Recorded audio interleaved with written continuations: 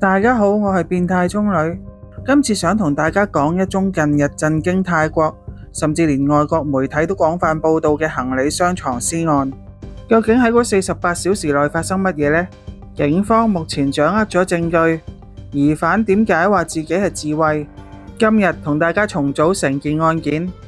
死者叫 Kik， 今年17歲，來自泰國東北部卡拉縣。佢嘅家人表示，Kik 一直同爸爸同繼母一齊生活，平時好乖，會幫屋企人賣花環同埋水果。不過家人強調，屋企一直都有俾零用錢佢，並唔需要佢工作養家。據家人表示，Kik 其實第一次去芭提雅。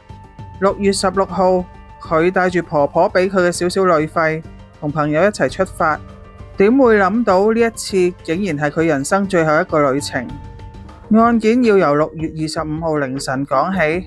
根據警方調查，當日凌晨約3點，Kik 喺芭提雅一帶遇到46歲嘅澳洲男子 Simon。Simon 原本係澳洲長途貨車司機，大約8個月前搬到泰國，租住喺中天區一個公寓。閉路電視拍到凌晨約3點半，佢哋拖住手一齊入咗 Simon 位於15樓嘅公寓。畫面所見，兩人並冇爭執，神情非常平靜。朋友最後一次聯絡 Kik 係大約凌晨3點44分，之後電話再冇人接聽，亦再冇任何閉路電視畫面拍到 Kik 離開公寓。朋友一直聯絡唔到佢，超過1日之後就決定報警。警方開始翻查附近嘅閉路電視，之後警方發現一段極為關鍵嘅畫面。6月26號晚，Simon 一個人拖住一個大嘅黑色行李箱離開公寓，之後再將個行李箱放上自己嘅紅色電單車。警方一路沿住閉路電視追查，發現 Simon 駛咗去距離公寓約4.2公里嘅鐵路旁邊嘅草叢。約9分鐘之後，Simon 再次返到公寓，不過個大型行李箱就唔見咗。警方之後搜查 Simon 住嘅公寓，房內發現有打鬥過嘅痕跡，而 Simon 已經執行李去咗曼谷 Suvarnabhumi 機場，準備乘搭 Jetstar 航班 JQ76 返回澳洲珀斯。警方綜合閉路電視畫面後，迅速鎖定 Simon 為重要調查對象，並通知機場移民局協助攔截。最終，警方成功喺登機前將 Simon 拘捕，並將佢帶返芭提雅接受調查。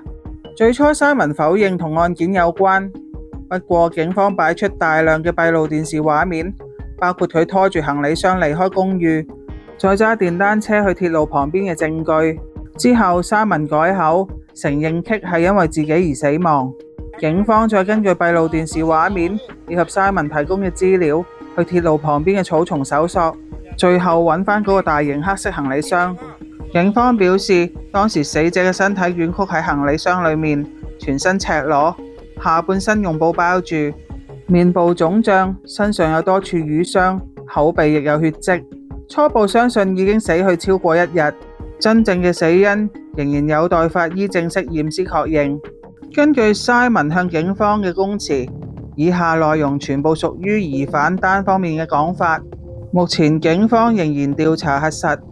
Simon 聲稱當日凌晨喺海灘認識 Kik， 之後邀請對方去自己租住嘅公寓。根據警方調查，懷疑雙方當時原本協議以1000泰銖進行性交易。不過 Simon 聲稱上到房之後，Kik 接到一個電話，之後表示因為月經嚟，所以唔方便提供性服務，並準備離開。當佢打算俾500銖作為補償嘅時候，Kik 又要求更多錢，所以雙方發生激烈嘅爭執。Simon 再話 Kik 突然攞起一把刀指住自己嘅頸部，雙方喺爭把刀嘅期間，佢用右手勒住 Kik 嘅頸部，左手控制對方攞住刀嘅手，直到 Kik 唔再喐。Simon 表示自己當時只係想自衛，並冇打算殺人。不過警方目前並未接受呢個講法。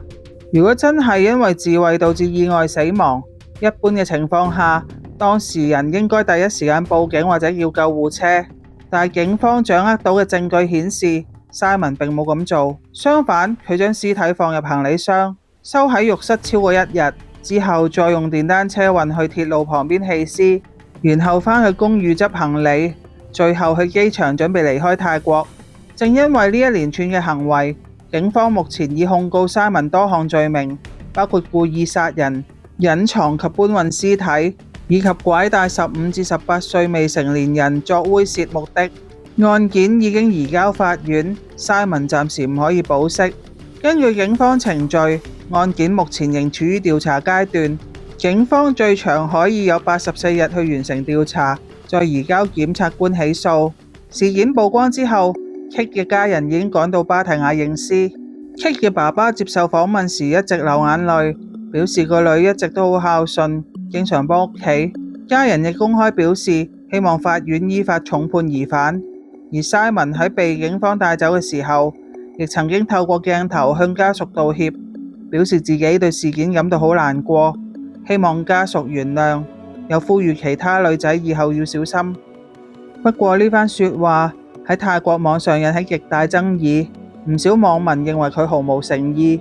截至目前為止，警方仍然等待法醫正式驗屍結果，以確認真正死因，同時亦進一步核實 Simon 所講嘅自衛說法同法證證據係咪吻合。案件仍然調查之中。多謝大家收睇，記得訂閱我嘅頻道啊！我哋下次再見。